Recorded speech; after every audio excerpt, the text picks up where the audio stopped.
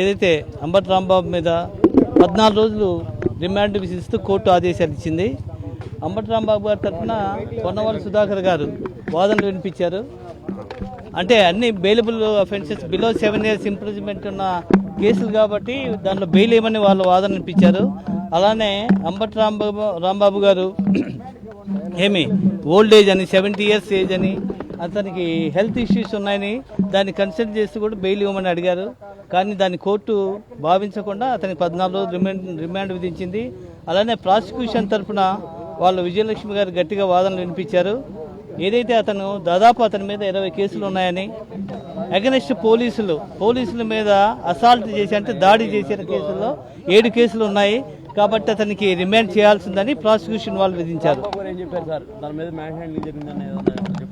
రాంబాబు గారు ఏం చెప్పారంటే అతని పోలీసు కస్టడీలో ఉన్నప్పుడు అతన్ని 2 పోలీస్ ఆఫీసర్స్ పంగజీల్చారంట అనే విషయం జడ్జి గారు చెప్పేది, అది కూడా రికార్డ్ చేసుకున్నారు జడ్జి గారు. అంటే ఎలాంటి కోర్టు అది భావించలా, అతనికి దెబ్బలు ఉన్నట్టు లేవు కాబట్టి అతను రిమాండ్ ఇచ్చింది. అయితే ఆ పోలీసు వాళ్ళ మీద కూడా చెప్పింది ఫస్ట్ కోర్టు హాల్లోకి వచ్చినప్పుడు చెప్పకుండా ఈ ఆర్గ్యుమెంట్స్ అంతా కూడా విన్న తర్వాత జడ్జి గారు ఆర్డర్స్కి దిగబోయే ముందు నాకు ఇట్లా ఇబ్బంది పెట్టారని చెప్పి అప్పుడు ఆఫ్టర్ థాట్ బిఫోర్ ముందు చెప్పలేదు, ఆఫ్టర్ థాట్ చెప్పాడు. కాబట్టి దాన్ని రికార్డ్ చేసుకున్నారు, దాని మీద ఇది జరుగుతుంది. అదేవిధంగా ఈ విధంగా ఈరోజు ప్రాసిక్యూషన్ వాళ్ళు చాలా జాగ్రత్తగా బాగా చక్కగా చెప్పారు. వాళ్ళ యొక్క ప్రజెంటేషన్ కానీ అంతా కూడా చక్కగా ఉంది. అదేవిధంగా వాళ్ళ డిఫెన్స్ వాళ్ళు కూడా వాళ్ళ వాదనలు వాళ్ళు వినిపించారు.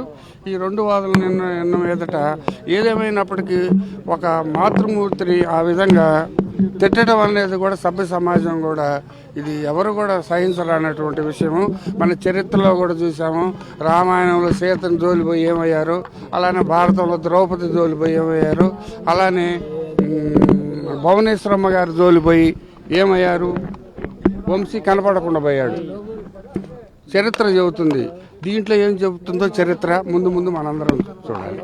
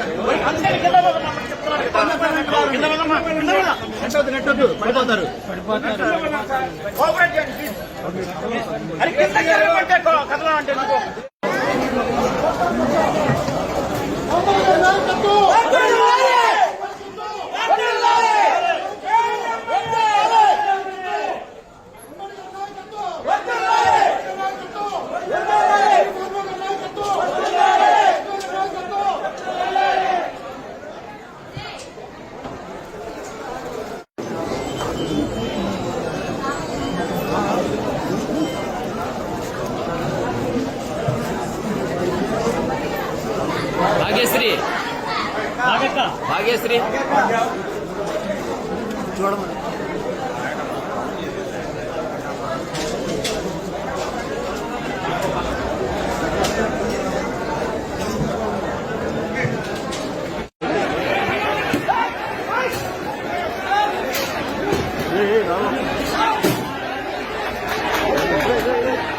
చూడండి రాళ్ళంటున్నాయి.